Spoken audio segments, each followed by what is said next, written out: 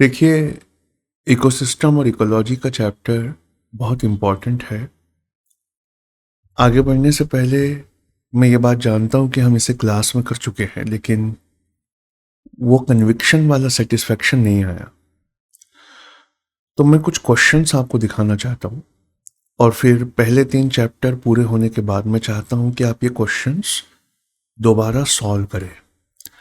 पर इस चैप्टर की इम्पोर्टेंस क्या है, इस बात को जताने के लिए मैं आपको सिर्फ एक सरसरी तौर पर कुछ क्वेश्चंस को दिखाना चाहता हूँ। तो 2021 में डेट्रीवोरस, मृत पत्तियों को खाने वाले, डेड ऑर्गेनिक मैटर्स को डिकम्पोज करने वाले डेट्रीवोरस पर एक क्वेश्चन आ चुका है 2021 में। उसमें ये पूछा था कि अर्थवर्म हैं, जेलीफिश है, मिलेपिड्स हैं, सी हॉर्सेस हैं, वुड लाइस है, इनमें से कौन कौन है जो डेट्रीवोरस का काम करते हैं। अब हमारी जो एनवायरनमेंट की बुक्स है उसमें डेट्रीवोरस का काम दिया हुआ है, कंसेप्ट दिया हुआ है, लेकिन ये नाम नहीं दिए हुए। तो डेट्रीवोरस के इन नामों को गूगल करना पड़ता है और गूगल करके उसमें ऐड करना पड़ता है। तो उसमें यही था कि अर्थवर्म्स, जेलीफिश, मिलेपिड्स, सी हॉर्सेस और वुड लाइस, इनमें से कौन कौन सी चीज़ें हैं जो डेट्रीवोरस का काम करती हैं। इसका मतलब है सिर्फ कंसेप्ट से काम नहीं होगा, कंसेप्ट के साथ आपको गूगल करके देखना होगा कि डेट्रीवोरस कितनी तरह की चीज़ें हैं। तो उसके आंसर्स हैं जो मैं अभी नहीं बता रहा, मैं चाहता हूँ तीसरे चैप्टर के बाद आप खुद सॉल्व करें। फिर एक क्वेश्चन था कि consider the following kinds of organisms. अब यहाँ पे भी देखिए, क्वेश्चन ईजी है। इनमें से कौन कौन प्राइमरी प्रोड्यूसर्स हैं। सुनते ही आपको महसूस हो गया होगा क्वेश्चन आसान है भाई, प्राइमरी प्रोड्यूसर्स ही तो पूछा है, लेकिन ये नाम आपने कभी नहीं सुने होंगे। कोपीपॉड्स, साइनोबैक्टीरिया, डायटम्स और फोरामिनीफेरा। तो कोपीपॉड्स और फोरामिनीफेरा तो मैंने भी बहुत नहीं सुना था, लेकिन साइनोबैक्टीरिया और डायटम्स ये हमें कंसेप्ट के साथ मिल जाते हैं। तो नाम गूगल करना और ऑप्शंस के नाम पता होना, यानी यूपीएससी ने ये किया, कंसेप्ट इजी है तो उसके स्पीसीज के एग्जाम्पल को हार्ड कर दिया। स्पीसीज के एग्जाम्पल को हार्ड कर दिया। ठीक है, आप पैटर्न देखिए, क्वेश्चन इजी है, चैप्टर इजी है, लेकिन स्पीसीज का नाम हार्ड है। फिर सिम्बायोटिक रिलेशनशिप पे उन्होंने पूछा कि स्नाइडेरियंस, फंगाई और प्रोटोजोआ, इन तीनों में से कौन कौन हैं जो एक सिम्बायोटिक एसोसिएशन, हम पढ़ेंगे आगे, सिम्बायोटिज्म का मतलब होता है जिसमें दोनों को ही मदद मिले, वो एक दूसरे की मदद करते हैं। तो सिम्बायोटिक रिलेशनशिप इन तीनों में से कौन कौन से ऑर्गेनिजम्स इस्टेब्लिश कर सकते हैं, ये उन्होंने पूछा था। फिर वेजिटेशन ऑफ सवाना पे पूछा उन्होंने। तो सवाना का वेजिटेशन ज्योग्राफी में आपने बहुत गहराई से किया है। वो सवाना का वेजिटेशन जो ज्योग्राफी में है, वो उसका कंसेप्ट एनवायरनमेंट में काम आता है। मैंने आपको बताया है, एनवायरनमेंट, एग्रीकल्चर और ज्योग्राफी, इन तीनों के इंटरसेक्शन को हम एनवायरनमेंट कहते हैं। उसके बाद उन्होंने पूछा था कि coniferous forest, dry deciduous forest, mangrove और ट्रॉपिकल रेन फॉरेस्ट, इसमें मरी हुई लीफ का जो लीटर पड़ा हुआ है, ये डिकम्पोज सबसे अच्छा किस एनवायरनमेंट में होगा। इसके लिए फिर again you will have to go back to the geography, जहाँ पर हमने बहुत खूबसूरत जा जाकर हमने इन फॉरेस्ट को किया है। तो एनवायरनमेंट में इजी कंसेप्ट, लेकिन ऑप्शंस के नेम्स हार्ड हैं। पहला पैटर्न तो ये है। और दूसरा पैटर्न ये है कि ज्योग्राफी के साथ उसका इंटरसेक्शन आता है, ज्योग्राफी के साथ उसका इंटरसेक्शन आता है। तीसरा, कि ज्योग्राफी में बायोम्स हमने जो पढ़े हैं, फॉरेस्ट के टाइप्स जो हम पढ़ते हैं, उसमें ये आता है कि भाई पानी के लॉस को रोकने के लिए डेजर्ट एरियाज के लीव्स अपने अंदर क्या मॉडिफिकेशन लाती हैं। फिर ये वेजिटेशन और बायोम्स का ज्योग्राफी का कंसेप्ट है, क्लाइमेटोलॉजी का लास्ट चैप्टर होता है, वहां से ये एनवायरनमेंट में पूछा गया है। उसके बाद उन्होंने बड़ी जबरदस्त चीज पूछ ली 2016 में। इकोसिस्टम की 4 सही डेफिनेशंस उन्होंने दी और उसमें से उन्होंने पूछा कि which one of the following best describes the ecosystem.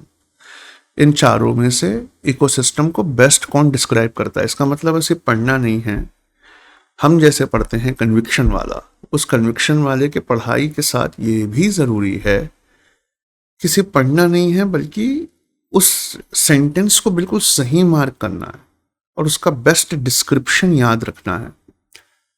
तो 4 सही डेफिनेशन में बेस्ट कौन डिस्क्राइब करता है इकोसिस्टम पर, इस पर भी क्वेश्चन आ चुके हैं। उसके बाद उन्होंने पूछा कार्बन साइकिल पे क्वेश्चन पूछा कि कार्बन डाइऑक्साइड अर्थ में कैसे कैसे ऐड होता है। उसके बाद थोड़ा सा इजी क्वेश्चन था, उन्होंने पूछा कि correct sequence of food chain क्या है, यानी प्रोड्यूसर से प्राइमरी कंज्यूमर से सेकेंडरी कंज्यूमर, फिर टर्शियरी कंज्यूमर, ये पूछा उन्होंने। और फिर एक बहुत इजी क्वेश्चन आया था PYQ में कि इनमें से कौन कौन से प्रोसेस फोटोसिंथेसिस को सही डिस्क्राइब करते हैं। चारों ऑप्शन सही थे, पर एक किसी को मार्क करना था, बेस्ट डिस्क्रिप्शन को मार्क करना था। इसका मतलब है कि एनवायरनमेंट के डेफिनेशंस को पढ़ते वक्त बहुत ध्यान देना है टर्मिनोलॉजी और वर्ड्स पर, और वही सही चीज मार्क करनी है जो वाकई सही है ना। मतलब अगर आप कोई डेफिनेशन पढ़े तो वहां ठिठक जाइए, एक बार वापस जाके फिर से पढ़िए, क्योंकि वो चारों सही देंगे और पूछेंगे कि इसमें से ज्यादा सही कौन सी है। With reference to the food chains in the ecosystem, decomposer organisms या ऑर्गेनिज्म कौन कौन से होते हैं, तो वायरस, फंगाई और बैक्टीरिया, ये 3 ऑप्शंस उन्होंने दिए थे। मैं आपको जानबूझकर अभी इसके आंसर्स नहीं बता रहा। फिर उन्होंने एक बहुत अच्छा क्वेश्चन पूछा था जो बहुत सुनने लायक है कि प्रोडक्टिविटी, यानी अपने अंदर पेड़ पौधों को ग्रो करने की क्षमता जो है, प्रोडक्टिविटी जो है, उस प्रोडक्टिविटी में करेक्ट सीक्वेंस ऑफ इकोसिस्टम को आइडेंटिफाई करना था कि ओशियंस में, लेक्स में, ग्रासलैंड्स में और मैनग्रोव्स में ज्यादा प्रोडक्टिविटी कहाँ होती है। मतलब 4 तरह के इकोसिस्टम हैं, डिसेंडिंग ऑर्डर में लगाना है कि सबसे ज्यादा प्रोडक्टिविटी कहाँ होती है, फिर कहाँ होती है। तो ये प्रोडक्टिविटी का भी कंसेप्ट है, यानी कंसेप्चुअल क्वेश्चन ज्यादा आएंगे। इजी है तो ऑप्शंस हार्ड होंगे, और बेस्ट डेफिनेशन आपको सही से मार्क करनी होगी। इसका मतलब है कि सिर्फ कंसेप्ट नहीं पता होना चाहिए, उसे एक्सप्रेस कैसे करते हैं वो भी पता होना चाहिए। उसके बाद उन्होंने नाइट्रोजन साइकिल पे एक पूछा था कि सॉइल में नाइट्रोजन कैसे ऐड होता है, कार्बन साइकिल पे, नाइट्रोजन साइकिल पे, फॉस्फोरस साइकिल पे। उसके बाद उन्होंने एक बार एक इकोटोन की डेफिनेशन के बारे में पूछा था। उसके बाद उन्होंने एक मिलेनियम इकोसिस्टम असेसमेंट, उस जमाने के करंट अफेयर्स में था, असेसमेंट हुआ था, उस असेसमेंट के बारे में पूछा था, ठीक है, इकोसिस्टम पे। और उसके बाद उन्होंने पूछा था कि फाइटोप्लैंक्टन अगर किसी वजह से खत्म हो जाए पूरे ओशियन से, यानी वो काही जो होती है, अलगी जिसको हमने देखा है, वो अलगी, वो काही जो सूरज की रोशनी को छान कर जब बर्फ के नीचे आती है, वो आपको वो चैप्टर याद होगा, तो उसके अंदर जो काही है अगर वो किसी वजह से खत्म हो जाए फॉर सम रीजन, तो फिर क्या होगा। तो ये बताता है कि आपको सिर्फ सिग्निफिकेंस नहीं पता करना, आपको ये इमेजिनेशन भी अपने अंदर पैदा करनी है कि अगर ये पूरा प्रोसेस नहीं होता तो फिर क्या होता। इसलिए उसके बाद उन्होंने पूछा था कि पॉलिनेटिंग एजेंट्स कौन कौन हैं इन तीनों में से, फूल खिलाने वाले, रिप्रोडक्शन में हेल्प करने वाले, पॉलिनेशन में हेल्प करने वाले।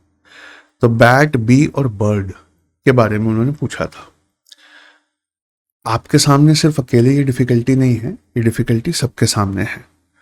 उसके बाद उन्होंने पूछा था कि इकोसिस्टम की प्रोडक्टिविटी उस एरिया में जहां पानी ऊपर की तरफ आता है और अपने साथ न्यूट्रिएंट लाता है, और सूरज की रोशनी में ये न्यूट्रिएंट्स डायटम्स या फाइटोप्लैंक्टन्स में जो कन्वर्ट होते हैं, तो ये जो न्यूट्रिएंट्स ऊपर आते हैं और ये फाइटोप्लैंक्टन्स के डायटम्स में कन्वर्ट होते हैं अपवेलिंग जोन्स में, फिर ज्योग्राफी का कंसेप्ट है, लेकिन एनवायरनमेंट में किस वजह से ये फाइटोप्लैंक्टन्स में कन्वर्ट होते हैं, ये क्वेश्चन उन्होंने पूछा था। तो आपको एक महसूस हुई होगी बात, दिल में, दिमाग में एक बात आई होगी कि साहब इस तरह के क्वेश्चंस ये पूछते हैं एनवायरनमेंट में। इसलिए अभी 82 डेज बचे हुए हैं, तो हम एनवायरनमेंट को दोबारा बहुत बारीकी से शुरू कर रहे हैं। मैं अपनी बीमारी के बाद लौट कर आया हूँ, आराम आराम से करते हैं एनवायरनमेंट को, और एक एक लाइन इम्पॉर्टेंट है, एक एक लाइन को समझना बहुत इम्पॉर्टेंट है। ठीक है, क्या आपको समझ में आया मैं क्या कह रहा हूँ? जी।